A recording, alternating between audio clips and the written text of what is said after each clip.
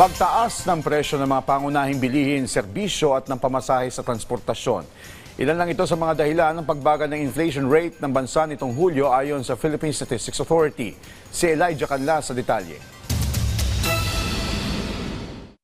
Bumagal sa 6.2% ang headline inflation ng bansa noong July 2026 mula sa 6.4% noong Hunyo ayon sa Philippine Statistics Authority o PSA. Naging pangunahing dahilan sa pagbaba ng inflation rate ang mas mabagal na pagtaas ng pamasahe at presyo sa transport sector na pumalo sa 11.9% noong Hulyo kumpara sa 12.8% noong Hunyo. Yung ating kumbaga from January to July this year, nag-peak tayo sa ngayon noong April wherein we recorded 7.2% and then it went down to 6.8% in May, 6.4% in June and 6.2% in July. So basically the trend that we're seeing right now is good news. The inflation rate is going down at the headline level.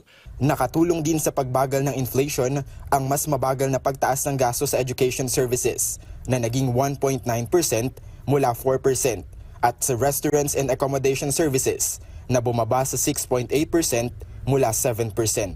Binigyang diin ni Department of Economy, Planning and Development o DepEd Secretary Arsenio Balisacan na ang mga natitipid na pondo mula sa pagbagal ng presyo ng bilihin ay direktang nakatutulong sa budget ng mga pamilya para sa pagkain, transportasyon at pag-aaral na nagpapatunay na gumagana ang mga programa ng pamahalaan laban sa mataas na presyo ng bilihin.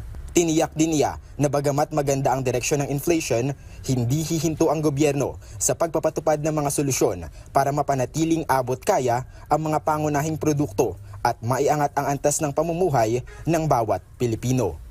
Elijah Canlas para sa Bayan.